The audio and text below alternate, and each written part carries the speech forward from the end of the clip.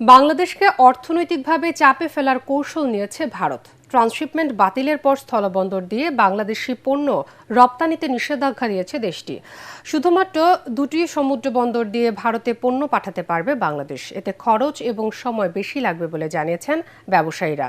দুই দেশের ব্যবসায়ীরা ক্ষতিগ্রস্ত হবে জানিয়ে বাণিজ্য উপদেষ্টা বলেন, আলোচনার মাধ্যমে সমস্যা সমাধান করা হবে। রিপোর্টে জানাচ্ছেন মাহবুব কবির চপল। দিন যত যাচ্ছে ভারতের সাথে সম্পর্কের শীতলতা তত বাড়ছে। ট্রান্সশিপমেন্ট চুক্তি বাতিলের পর এবার নতুন ধাক্কা দিল দেশটি। বাংলাদেশের তৈরি পোশাক, ফল, ফলের রস, প্রক্রিয়াজাত খাদ্য, বেকারি পণ্য, বিস্কুট, চিপস, সুতা, প্লাস্টিক, আসবাবপত্র ভারতের স্থলবন্দর দিয়ে রপ্তানি করা যাবে না। পাঠাতে হবে কলকাতা কিংবা মুম্বাইয়ের নবসেবা সমুদ্র বন্দর দিয়ে। এতে সময় ও খরচ দুটোই বাড়বে বলে জানান ব্যবসায়ীরা।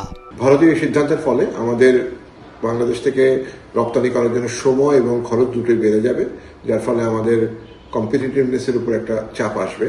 আমরা অত্যন্ত ন্যারো মার্জিনে কাজ করি, সেক্ষেত্রে ব্যবসা হারাবার একটা বড় সম্ভাবনা আছে। আমি আশা করব সরকার কূটনৈতিক চ্যানেলে এই ব্যাপারটি নিয়ে কাজ করা শুরু করবেন এবং অন্ততভাবে 3 মাসের জন্য এটাকে স্থগিত করে যাতে একটা দীর্ঘমেয়াদী সমাধান করা যায়, সেই জন্য তারা যথেষ্টভাবে প্রয়াস নেবেন। বাংলাদেশ ভারত ব্যবসায়িক সম্পর্ক বেশ পুরনো। দেশটি থেকে বছরে $9,000 মিলিয়ন পণ্য আমদানি করে বাংলাদেশ, রপ্তানি করে $1,500 মিলিয়ন পণ্য।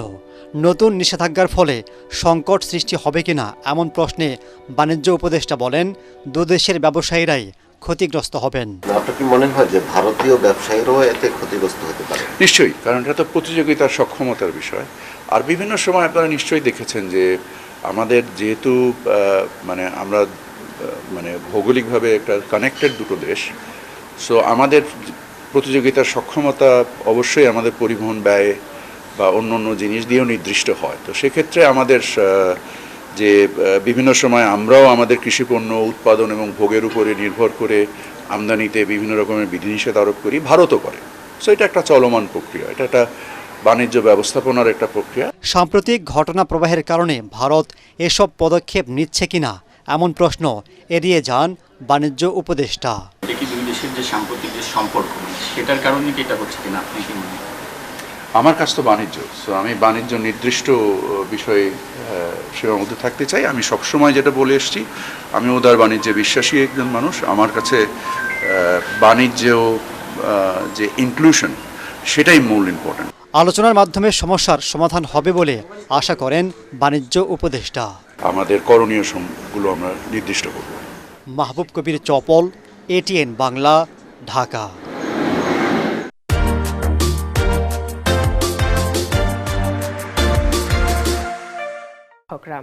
প্রকৃত সব আসামিদের দ্রুততম সময়ের মধ্যে গ্রেফতারের দাবি জানিয়েছেন তারা। এ সময় রমনা জোনের এডিসি মীর আসাদুজ্জামান জানান, প্রকৃত অপরাধীকেই গ্রেফতার করা হয়েছে। একই দাবিতে বিকেলে শাহবাগ মোড় অবরোধ করে জাতীয়তাবাদী ছাত্রদল। এ সময় দ্রুত অপরাধীদের গ্রেফতার না করলে মার্চ টু যমুনা কর্মসূচির হুঁশিয়ারি দেয় সংগঠনটি। এদিকে সব হত্যাকারীদের গ্রেফতারের আশ্বাস দিয়েছেন স্বরাষ্ট্র উপদেষ্টা জাহাঙ্গীর আলম চৌধুরী। আদ্দিন সজীবের রিপোর্ট। ঢাকা বিশ্ববিদ্যালয়ের ছাত্র শাহরিয়ার আলম শাম্য হত্যার ৫ম দিনেও বিচারের দাবিতে উত্তাল ক্যাম্পাস। বিক্ষোভ করছেন তার সহপাঠী শিক্ষকরা। পুলিশের দায়িত্বহীনতার অভিযোগ এনে শাহবাগ থানা ঘেরাও করেন তারা। পূর্বঘোষিত ৪৮ ঘন্টার আলটিমেটাম অনুযায়ী রাজভাস্কর্য থেকে মিছিল নিয়ে থানার সামনে অবস্থান নেন শিক্ষার্থী ও শিক্ষকরা।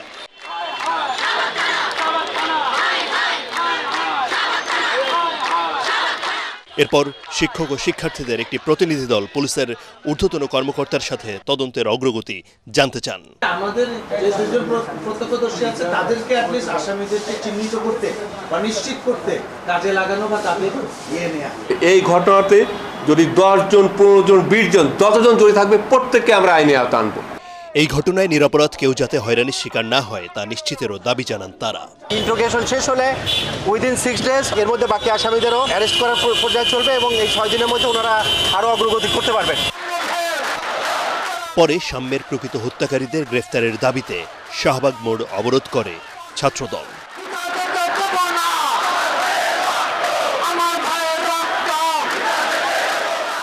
প্রায় 1 ঘন্টা ব্যস্ত এই সড়ক আটকে বিক্ষোভ করেন তারা। হুঁশিয়ারি দেন দ্রুত বিচার না করলে কঠোর আন্দোলনের।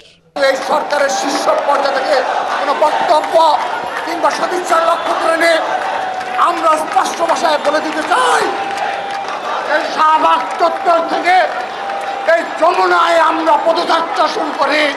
এই পদযাত্রা রোখার ক্ষমতা কারণে এর আগে এই হত্যাকাণ্ডে জড়িতদের আটক এবং বিচারের দাবিতে রাজু ভাস্কর্যের পাদদেশে প্রতিবাদ করেন শিক্ষার্থী ও শিক্ষকরা। আমার ভাইয়ের বিচারের নামে কোনো প্রহসন যেন না হয়, রাজনৈতিক ফায়দা হাসিলের জন্য যাতে কালক্ষেপণ করা না হয়। সমস্ত রাজনৈতিক দলাদলের ঊর্ধ্বে উঠে এটি ন্যায় বিচারের স্বার্থে আমাদের ঐক্যবদ্ধ সংহতি প্রয়োজন। বিকেলে সচিবালয়ে স্বরাষ্ট্র উপদেষ্টার সঙ্গে বৈঠকে বসেন ঢাকা বিশ্ববিদ্যালয়ের উপাচার্য অধ্যাপক নিয়াজ আহমেদ খান সহ শিক্ষক শিক্ষার্থীদের একটি প্রতিনিধি দল। স্বরাষ্ট্র উপদেষ্টা আমাদেরকে আশ্বস্ত করেছে যে ডিবিতে ডিটেকটিভ ব্রাঞ্চে ইনভেস্টিগেশনটা ট্রান্সফার করা হবে। ওনারা এমনিতেও চেষ্টা করছেন এবং ওনারা বলেছেন এবং ফার্দার এটা যাতে ফ্যাসিলিটেট হয় সেইভাবে ওনারা এটা এগিয়ে নিয়ে যাবেন।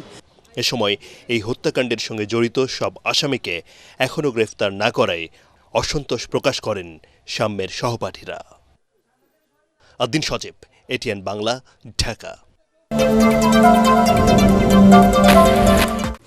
একই ব্যক্তি একই সাথে প্রধানমন্ত্রী ও দলীয় প্রধান থাকতে পারবে না বলে ঐকমত্য কমিশনকে জানিয়েছে জামায়াতে ইসলামী। জুলাই সনদ চূড়ান্ত করা সহ সংবিধান সংশোধনে গণভোটের প্রস্তাব দিয়েছে দলটি।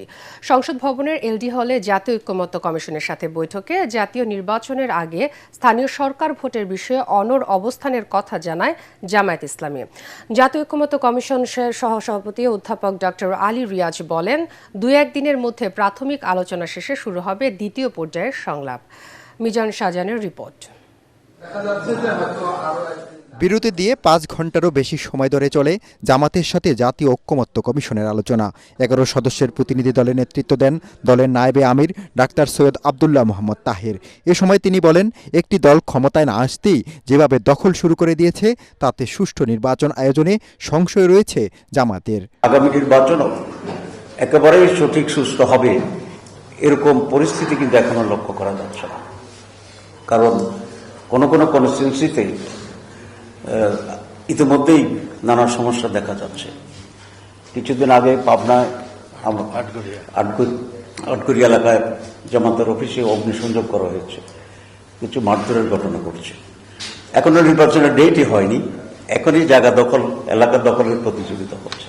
ঐকমত্য কমিশনের সহসভাপতি আলী রিয়াজ বলেন, জুলাই সনদ চূড়ান্তকরণে জাতিকে ঐক্যবদ্ধ করার দায় সবার। জাতীয় ঐকমত্য কমিশন চেষ্টা করছে যত দ্রুততার সঙ্গে সম্ভব আমরা একটি জাতীয় সনদের দিকে অগ্রসর হতে চাই। বিশ্বাস করি যে সমস্ত জায়গার মতো ভিন্নতা আছে, ভিন্ন মত আছে, ঐকমত্য তৈরি হচ্ছে না, সেগুলোর ব্যাপারেও আমরা অগ্রসর হতে পারব। বৈঠক শেষে জামাত নেতারা জানান, 166 প্রস্তাবের মধ্যে 120টিরও বেশির সঙ্গে একমত তারা। দেশকে 4টি প্রদেশে ভাগ করার পক্ষে নয় তারা। এছাড়া সংসদের উভয় কক্ষে আনুপাতিক হারে নির্বাচন ও আগে স্থানীয় সরকারের ভোটের পক্ষে দলটি। দুইটা নির্বাচনেই লোয়ার হাউস আপার হাউস নির্বাচন দুইটাতে পিয়ার সিস্টেমই আমরা স্ট্রেস করেছি। গণভোটের মাধ্যমে আমাদের জুলাই চার্টার হোক, ন্যাশনাল চার্টার হোক এবং চার্টারের বাইরেও যদি কোনো ইম্পর্টেন্ট ইস্যু থাকে সেটাকে ইনক্লুড করে এটা আইনগত চূড়ান্তভাবে এটা ফাইনাল করবে। Of the people, by the people and for the পিপলের কথা উল্লেখ করে নেতা বলেন, অনেক ব্যাপারে আগের বৈঠকে দ্বিমত করলেও এবার ঐক্যমত্যে এসেছে জামাত। দলীয় স্বার্থ নয়, জাতীয় স্বার্থে তাদের এই পরিবর্তন বলে জানান তিনি। মিজান শাহজাহান, এটিএন বাংলা, ঢাকা। ইশরাক হোসেনকে মেয়র করার দাবিতে নগর ভবনের গেটে তালা ঝুলিয়ে 4র্থ দিনের মতো আন্দোলন করেছে তার সমর্থকরা। এ সময় স্থানীয় সরকার উপদেষ্টার পদত্যাগ দাবি করেন তারা। আন্দোলনকারীদের সাথে যোগ দেন নগর ভবনের কর্মচারীরাও। এদিকে বন্ধ রয়েছে ঢাকা দক্ষিণ সিটি কর্পোরেশনের সব কার্যক্রম। এতে সীমাহীন ভোগান্তিতে পড়েছেন সেবাগ্রহীতারা। সোমবার নগর ভবনের সামনে বিক্ষোভ সমাবেশের ডাক দিয়েছেন আন্দোলনকারীরা। আরও জানাচ্ছেন মুশফিকুর রহমান। ইশরাক হোসেনকে মেয়রের দায়িত্ব বুঝিয়ে দেওয়ার দাবিতে সকাল 9টার পর থেকেই নগর ভবনের প্রধান ফটকের সামনে অবস্থান নেয় আন্দোলনকারীরা। বন্ধ করে দেয়া হয় মূল সড়কের যান চলাচল, চলে মুহুর্মুহু স্লোগান, দাবি তোলা হয় আসিফ মাহমুদ সজীব ভূঁইয়ার পদত্যাগের। একটা 5ই আগস্ট হয়েছিল শুধুমাত্র বৈষম্য দূর করার জন্য, কিন্তু আজকে সবচেয়ে বড় বৈষম্য করা হচ্ছে এই ইশরাকের প্রতি। নির্বাচন কমিশনে গ্যাজেট হয়ে গেছে এবং তাকে এবং কোর্ট থেকে রায় দিয়েছে, তারা তো কোর্টের প্রতিও তাদের সম্মান বোধ নাই। যে পর্যন্ত ইশরাককে শপথ না নেওয়া হবে ওই পর্যন্ত আন্দোলন সংগ্রাম চলবে। একই সময় নগর ভবনের ভেতরে অবস্থান নেন দক্ষিণ সিটি কর্পোরেশনের কর্মচারীরা। জানান ইশরাক হোসেনকে দায়িত্ব বুঝিয়ে না দিলে কাজে যোগ দেবেন না তারা। যাতে নাগরিকরা সবাই সেবা পায় এবং আমরা যাতে কাজকর্মে ফিরতে পারি, তো আমি আশা করবো যে স্থানীয় সরকার উপদেষ্টা যিনি আমাদের মেয়র হয়েছেন, আমাদের মেয়র স্যারকে যাতে অবিলম্বে যাতে ওনার দায়িত্ব পালন করতে দেন। ভোটে নির্বাচিত মেয়র গেজেট পাস হয়েছে, সেই মেয়রকে ঢাকাবাসী বসাইতে চায়, বসানোর পর আমাদের রুম খুলে দেবে, আমরা অফিস করব। এদিকে কার্যক্রম বন্ধ থাকায় চরম ভোগান্তিতে সেবাগ্রহীতারা। ছোট শিশু এবং মাকে নিয়ে জন্ম নিবন্ধন নবায়ন করতে এসেছিলেন লামিয়া। তবে নগর ভবনের কার্যক্রম বন্ধ থাকায় খালি হাতেই ফিরতে হচ্ছে তাকে। ভেতর থেকে বলছে, আমি জিজ্ঞেস করলাম কখন খুলবে, বলে কোনো ঠিক নেই, আগামী সপ্তাহে যোগাযোগ করেন, এটা বলল। রাজারবাগ থেকে হোল্ডিং ট্যাক্সের টাকা জমা দিতে এসে মাথায় হাত মোহাম্মদ হাসানের। অসুস্থ শরীরে আশাটাই যেন বৃথা তার।